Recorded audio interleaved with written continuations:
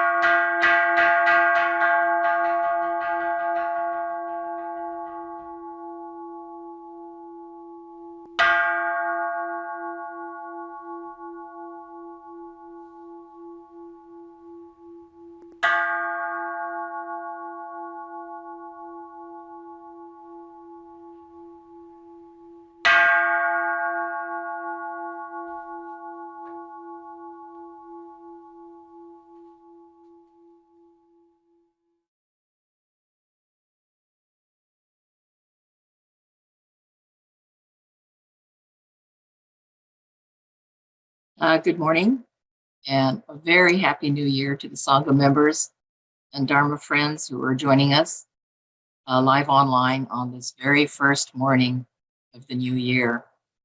I'm Joyce Teague, your service chairperson for this morning, and on behalf of the Buddhist Temple of San Diego, I'm pleased to welcome you to the temple's first service of 2022.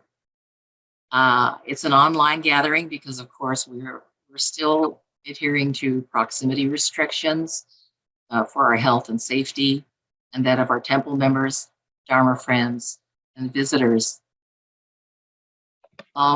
It can't be argued that for the most part, both 2020 and 21 were challenging for us because of the global threat we call COVID.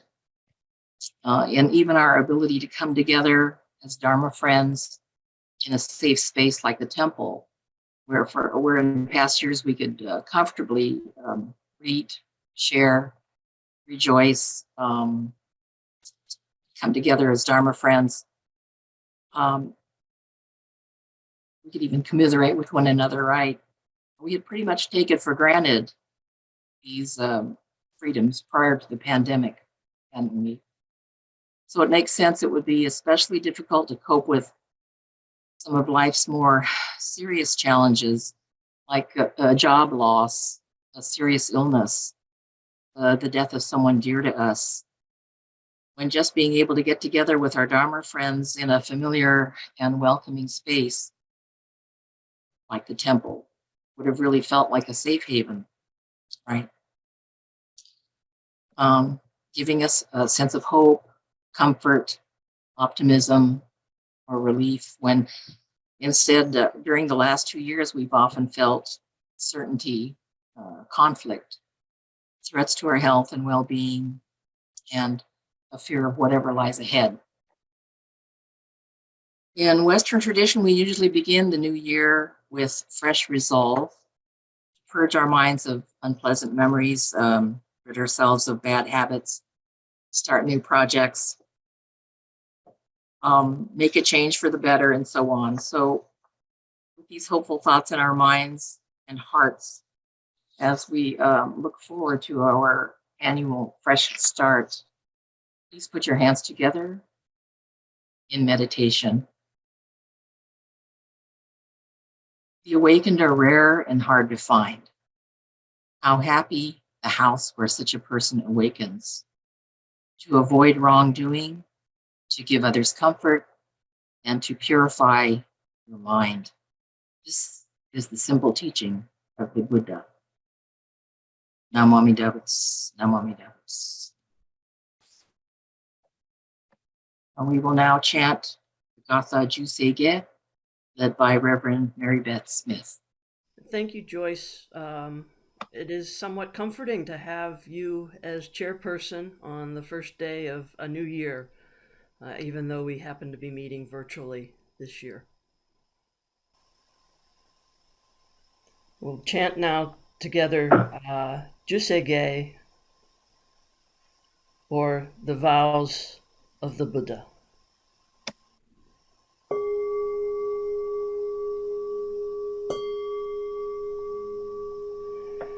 Gagon chose gan hishimu jodo shigan fumanzok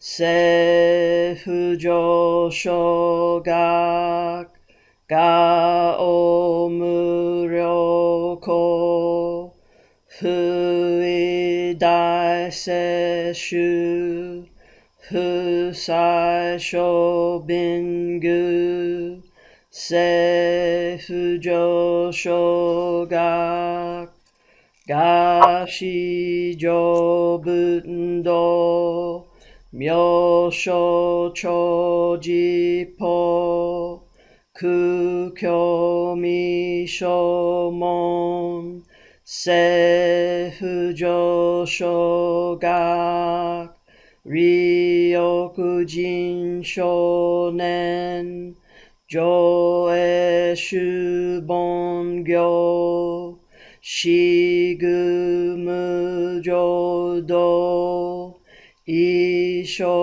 tenin shi jinriki endai ko fusho musaido shoujo sankumyo kosai shuyakunan kaihichi egen meshi konmo an hesoku sho akudo tsudaten zen shumon koso jo manzok iyo rojipo nichigaten shujuki tenko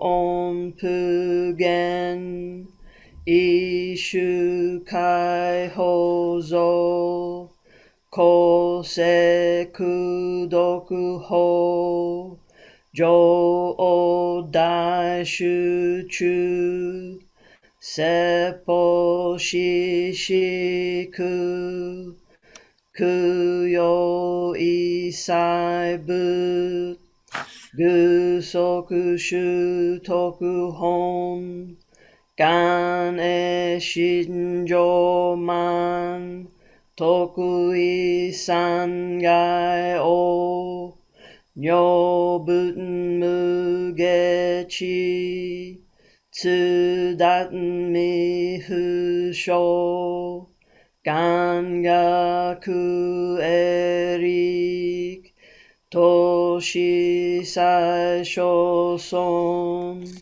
Shiganya koka Daisen o kando Kokusho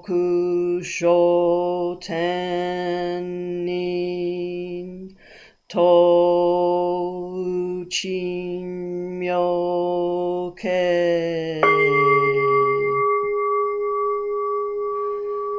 Namandabu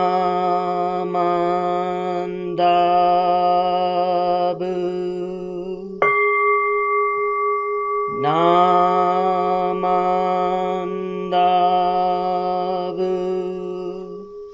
Namandabu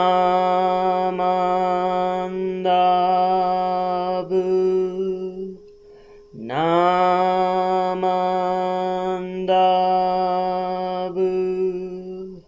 Namandabu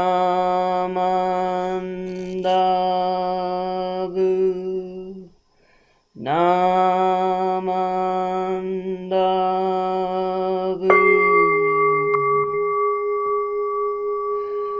Yani Shikudoku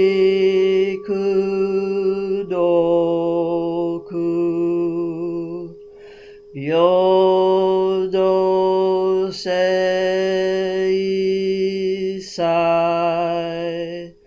Dohon Bodaishin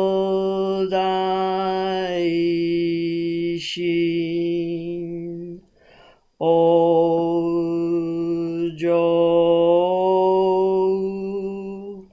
An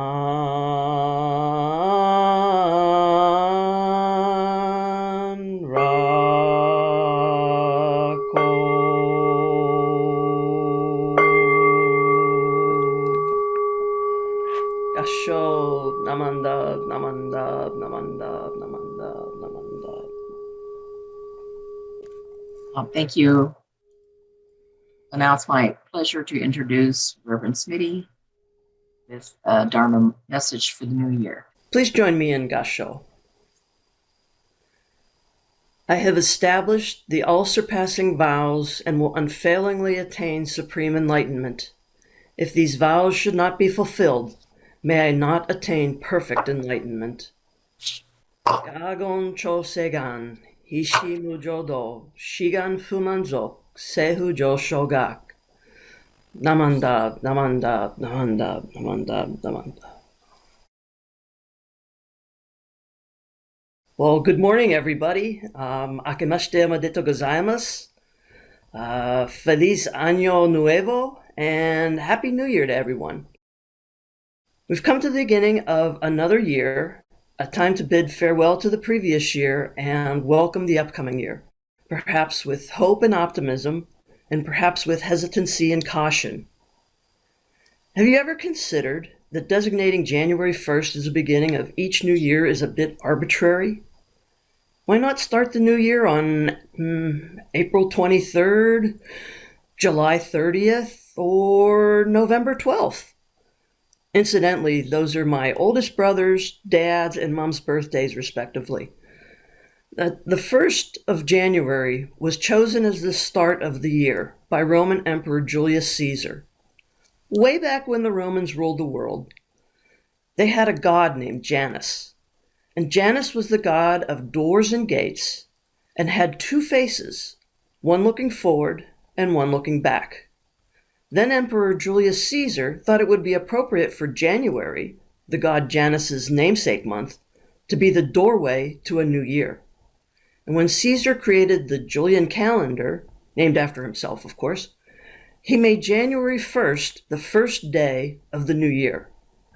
This calendar system was used until Rome fell, and the start of the year bounced around a bit after that, from March 25th to Easter Sunday, which is a moving target in itself, to December 25th, which is somewhat arbitrarily picked a Christian holiday in its own right.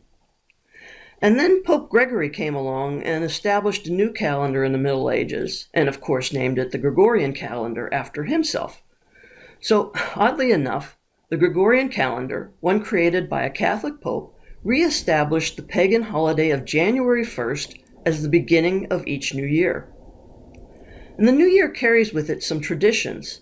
These include attending parties, celebrations, or family gatherings, eating special New Year's foods, watching fireworks displays as the new year is rung in, and making resolutions for the upcoming year.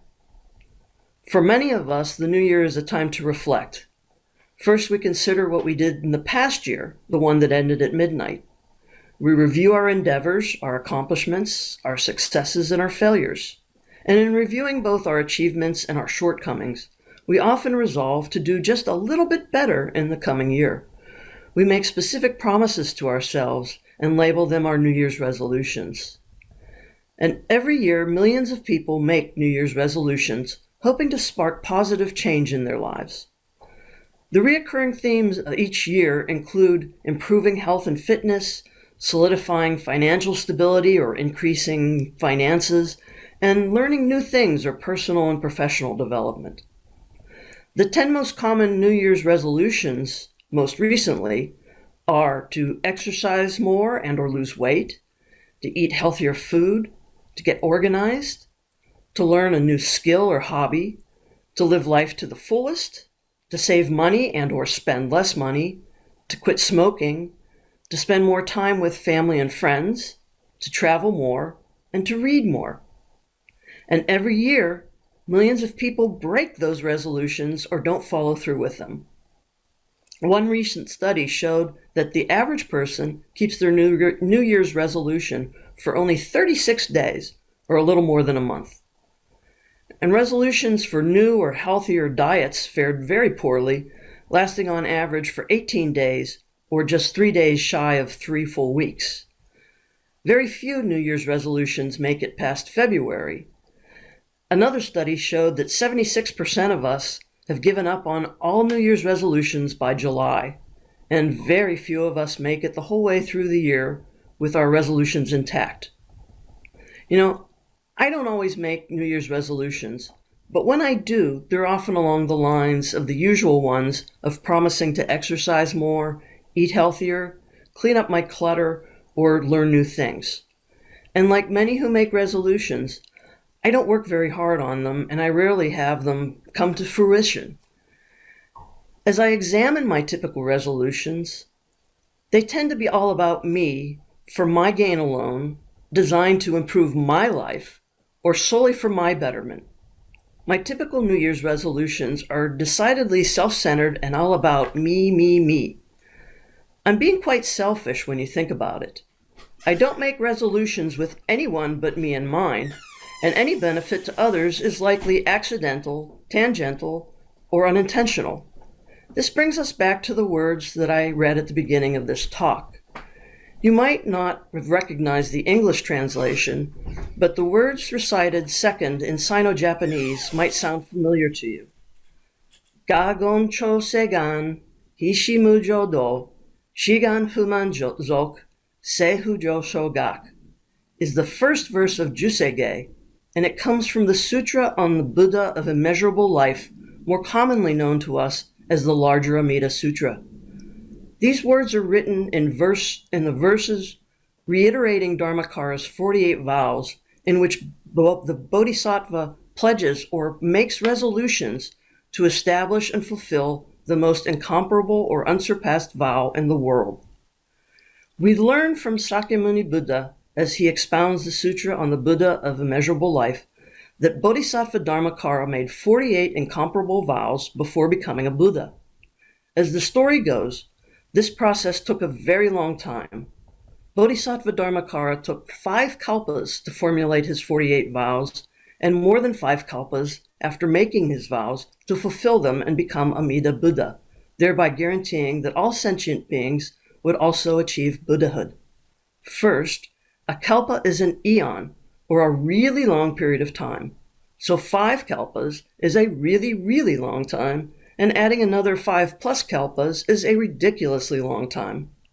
Second, Bodhisattva Dharmakara's vows are essentially resolutions, just like you or I make. But unlike you or me, Dharmakara actually sticks to these resolutions and sees them through to fruition. Not for a couple of weeks, not for a few months, not for the entire year, but for an unimaginably long time. And thirdly, Dharmakara's resolutions aren't about improving himself or made to benefit himself in the self-centered and self-absorbed way that I make resolutions. These vows or resolutions are meant to benefit all beings everywhere. This story illustrates how difficult it was for Dharmakara to achieve Buddhahood, and it also demonstrates how difficult it is to save all sentient beings. More than 10 kalpas passed from the time that Dharmakara demoted himself from a king to a bodhisattva, made his vows, fulfilled the resolutions, and then attained or was promoted back up to Buddhahood as Amida. All for the sake of others, not for his own sake. And I suppose this story also illustrates how hard it is to make resolutions, keep resolutions, complete the resolutions, and do so all for the benefit of others. How fortunate we all are to be embraced by the wisdom and compassion of Amida Buddha. So let's open 2022 once again with Gasho. I have established the all-surpassing vows and will unfailingly attain supreme enlightenment. If these vows should not be fulfilled, may I not attain perfect enlightenment. Namho Midabuts, Namandab, Namandab, Namandab, Namandab, Namandab. Thank you, Reverend Smitty, for your thoughtful, informative, timely message. I now invite those present to read my pledge. This might be on the screen. It's written by Gomonshu Otani Kojun. So please put your hands together in Gasho and recite with me.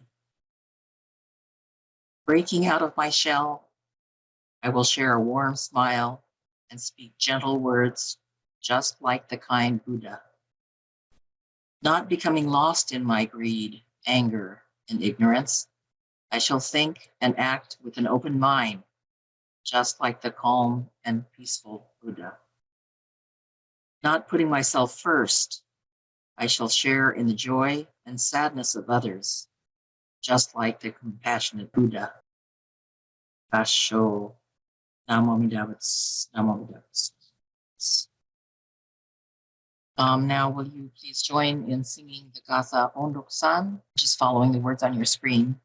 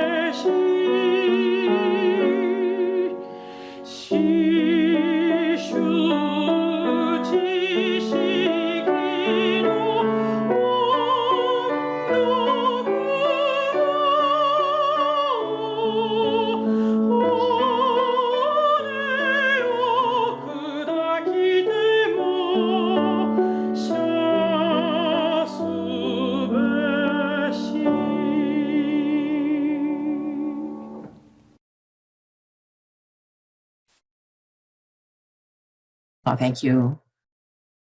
And before we close, I have a few announcements. Please see the temple newsletter, the Kaiho, and our website for information about a Panda Express fundraiser on Friday, January 21st, which is online and amazingly nationwide. So you can share it with your relatives in other states. All orders using our code will net the temple 28% of the bill, pre-tax. That's amazing. So please tell your friends in and outside of San Diego. Tomorrow we'll send a new Dharma talk by email to all of you on our email list.